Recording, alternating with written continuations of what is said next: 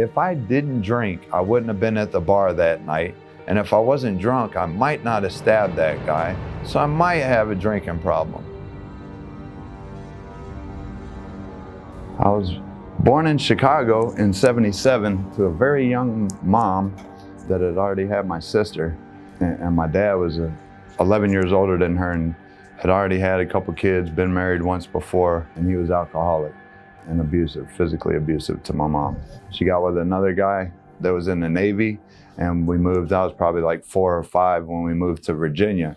My mom's second husband adopted me and my sister. My sister had a Cabbage Patch duffel bag that said J. Mylander on it, and my last name was Loveland when I got adopted.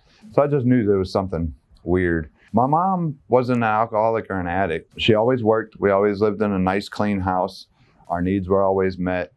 But she liked to have fun. She was a social drinker. She worked hard and she'd have friends that come over. I never witnessed people like puking and passing out. And, you know, when I'd do chores, I'd find plates with straws under the couch and I didn't know what it was until later on. Weed was always around. My mom and my uncle always smoked weed. I remember eating the seeds out of the ashtray, but I also ate the match heads too. I don't know, I was crazy at a young age. I grew up thinking that's what you do with friends. That's why people have friends, you know. You party, you go to concerts together, you know. You go to bars, you come to my house, you eat and drink and be merry, right? It turns out that her second husband was a child molester. We were taken from my mom and put in foster homes and child crisis centers. And he went to prison, but I was still dancing through the system by the time he got out. Me and my sister were separated. There was like 1 or 2 foster homes that we were at together.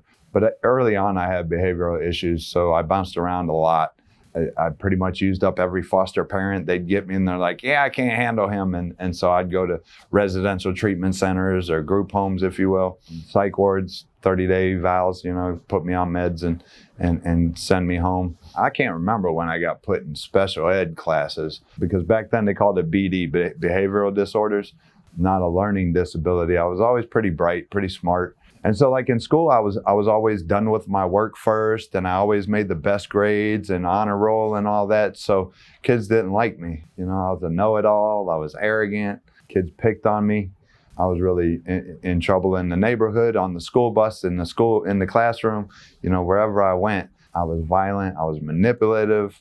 And it was always everybody's fault. I remember being super young and adults tell, you know, case managers or psychiatrists, and they tell me, you need to learn to take responsibility for your actions. I'm like, what's that mean?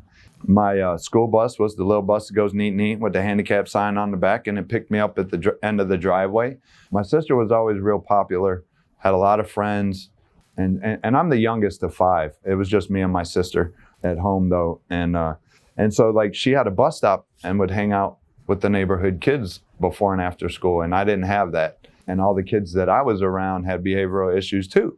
The kids in my class used to trigger me and then sit back and watch me nut up. My biggest problem was the violence, not following directions, being off task. You know, like I said, I'd get done with my work and there'd still be 15 minutes left in class. And so I'd throw pencils at ceiling tiles just like this. And I'd annoy other kids and throw stuff. And I was about 8 or 9 the first time I went to detention. 13 or 14, I did a year in a juvenile penitentiary, and then they released me to a residential treatment center. So oftentimes I would end up at work with my mom or my stepdad. They're like, you know, you're kicked off the bus. You're just going to ride with us, you know. If you act up at my work, I'm going to whoop you. So I never really had social skills. You know, I envy people that have lifelong friends. And family, you know, I'm big on family pretty much because of lack of. So yeah, at 16, I moved back to Chicago, and the alternative schools in Chicago are, you know, them kids have worse behavioral issues, and I thrived off of it. In Virginia, I would seek out chaos and drama in my teenage years. I loved escaping and helping other people escape and running away and stuff. There was one time where we stole a car and drove to Florida and ended up having to get flown back to Virginia a month later when we got caught. And so like my ambition was to make the most money, to have the sexiest chick, the fattest car, you know. I dropped out of high school as a senior and I walked home that day. It was like a 4-hour hike. And by the time I had gotten home, my mom came home and changed the locks.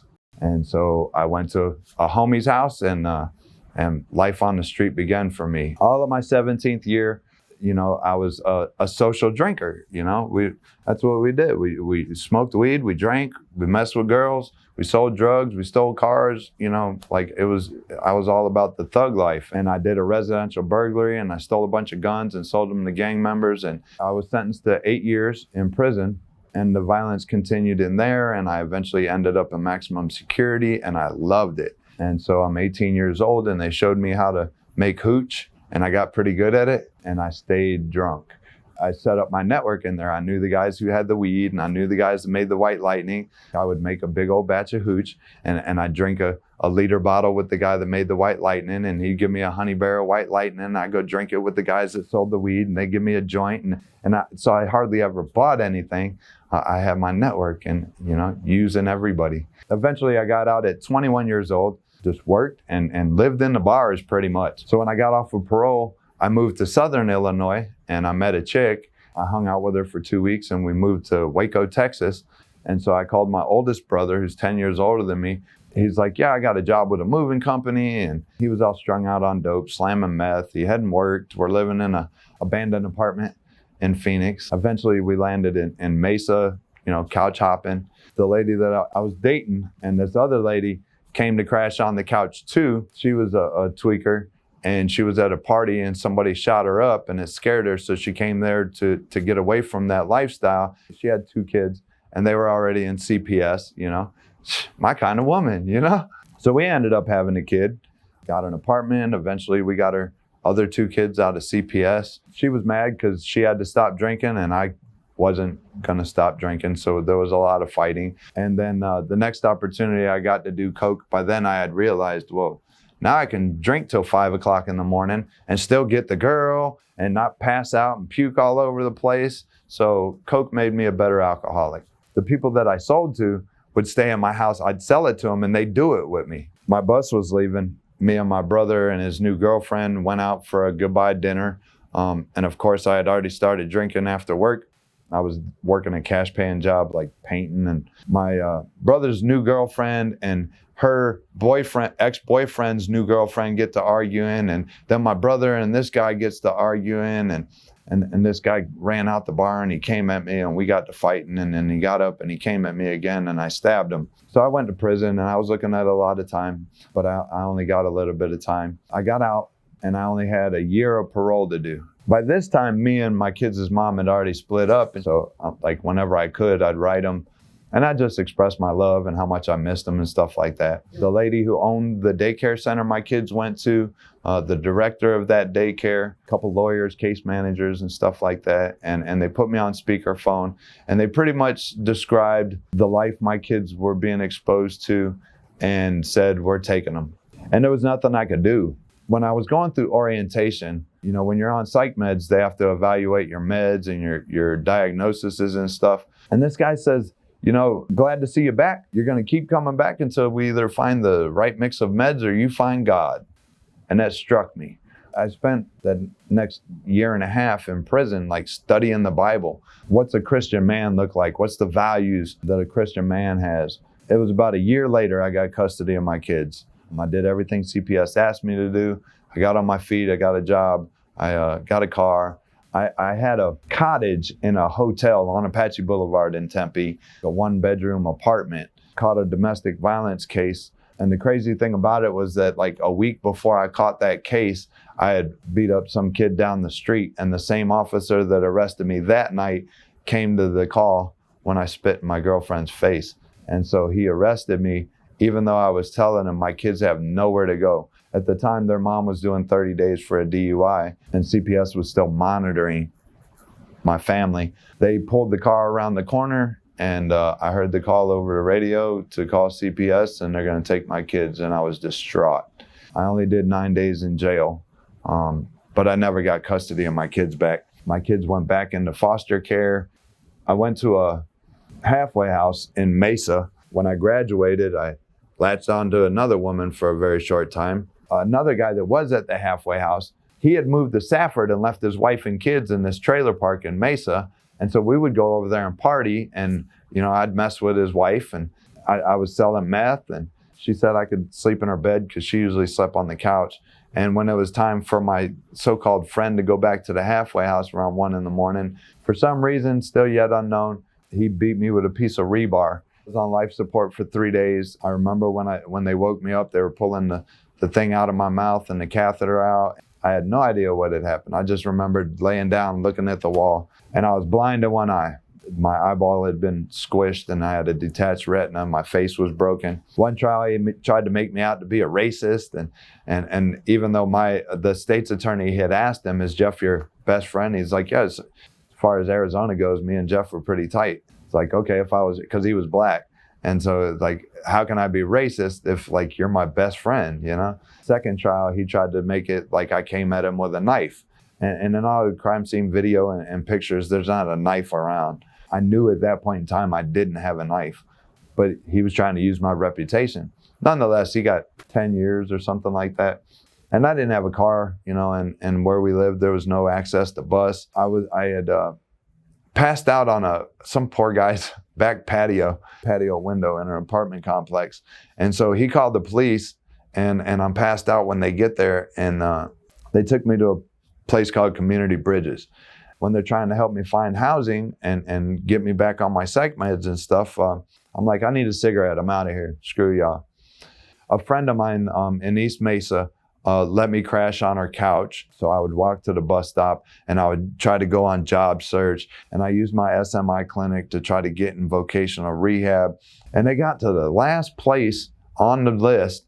And they're like, we got this place in Phoenix. And I know nothing about Phoenix. I've been in Mesa for 17 years, you know? So I got there, I moved in on a Friday.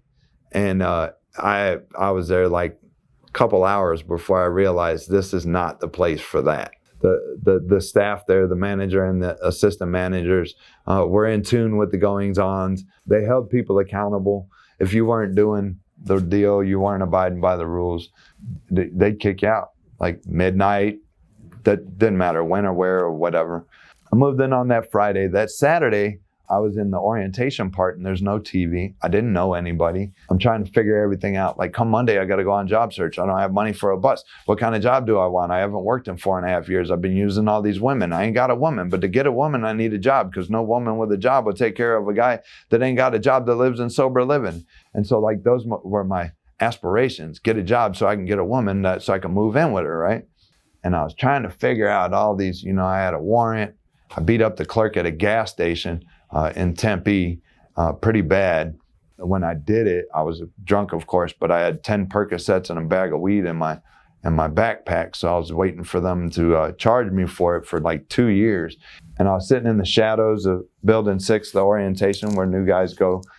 And I'm like admiring the moon and the stars, which I've always loved the night sky and sunrises and sunsets and stuff. And I said, God, if this is where you want me to stay, I'll stay. I got real comfortable. I felt at home and I slept real good that night. And the next day was a Sunday. They give you a week to get a sponsor and 2 weeks to get a home group and a service commitment. I had no idea what that was. I thought a sponsor was going to try to be lord over me, you know, controlling and stuff. 70-something-year-old man comes out and he's like, have you gotten a sponsor yet? And I said, no. And he gives me his business card and he says, you do now. And he gave me some work to do. And I couldn't, I'm like, how's this going to get me a job? How's this going to help take care of this warrant? Like all this crap. I couldn't figure it out, but I just did it. In my first 90 days, I had went through the steps 2 different times with 2 different dudes, and they were both different experiences. My first sponsor saved my life. The obsession had been lifted. I've made most of my amends, definitely all the ones that I was able to when I could.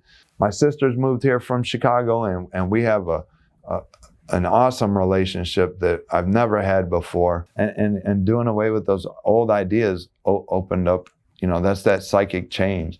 And people, I don't really notice it until I'm around people that have known me for a long time, have seen my demise. You know, my sister, long-term friends, 15-year friends, that see me, not just on Facebook, like when they're around me. Once again, when you're around somebody that's on a spiritual high, you feel it. Today, I'm involved with my family. The relationships that I did have with people in my family have blossomed. I had my kids, they were gone all summer, touring the country, vacation, and I had my kids They were at this 3-quarter house that I just started running. And this one guy was nutting up. He was all crazy. And at first I was trying to redirect him, but when it wasn't working, he's calling everybody in the house names and they want to beat him up. And I'm trying to hold them off, go smoke a cigarette. And so my youngest son, I could tell he was real uncomfortable. Once I got rid of the guy, I went and talked to him and I was like, what's wrong? And he's like, well, I just know you've done a lot of work and I know you've come a long way, and I just didn't want the old you to jump out. And I explained to him, you know, like, it's a deep-seated change. Like, I have the love of God in me, and I can love those don't love themselves today. It's such a blessing, and I hope the old me never comes out. I give all my chips and key tags to my kids, and they bring them every time they visit me, and they're very proud of them. It's probably their greatest treasure at 15 and 16 years old. I'm of service to my family. I can be present. I can show up. I can celebrate, you know, holidays and festivities and joys and successes. I can be there when they need a shoulder to cry on. And I've never done, I remember early on, I took my brother and my dad out for hot dogs. And any other time we went out, they footed the bill. And it blew their mind, like, I got it. You know, it blew their mind. And at night when I do my 11th step, I'm so grateful for where he took me. I serve a powerful God, and if he wants me to do something, he's going to enable me to do it. Hard isn't impossible, it's just hard. And so these guys that I hang around give me their strength when I'm weak. And so that's what I do today. Whether you're in the program, out of the program, I work with you, your family, whatever. I reach out to people that might have a hard day. I told my cousin yesterday, she was like, I need some positivity in my life. And I just reminded her, we have made it through 100% of the toughest days of our lives. We've survived it. You know, some people say this too shall pass. Not all things pass. Some we need to accept, some we need to cope with. You know, sometimes you need therapy. Not every single day. Sometimes life happens. There's no meetings in Maricopa where my sister lives. So a lot of times when I go out there, I don't make a meeting, but I stay prayed up. I call another alcoholic, I call my sponsor, and I'll listen to like a speaker. You know, it's easy to surrender when your back's against the wall. But when life gets better, like, am I still powerless over alcohol? Meetings help remind me of where I came from. It allows me to carry the message. It allows me to be of service. So I still go to meetings as often as I can. Conventions, roundups. I love filling my car up with people and taking them to meetings. You don't have a sponsor? Come with me. Let's go get you one. I love life today. I love people. I'm as interested in what goes on in other people's lives as what goes on in my life. I'm just so blessed of where I'm at today. I'm at this 3-quarter house and I get to guide guys through life, not just the program. You know, I've helped guys find jobs in the 2 weeks that I've been there. I've helped them find sponsors. Where's the meetings at? And I told them all when I first moved in, like, my willingness matches yours. If I can help you, I will. If you voice a need and I can help you, I will. I know enough people, tradesmen, and I know enough people that if I can't help you, I know somebody that can. Man, life is good. This upcoming weekend, I'm going to go be of service at a convention, and Saturday there's a pool party on the roof. Man, I get to share at a marathon meeting on the first step, and just life is good, man. I'm so blessed and grateful, and I try to stay as humble as I can because it ain't me. When I got my 1-year chip, I realized, like, I did a little bit of work, but like, I'm number 15 on the reasons I'm still sober today.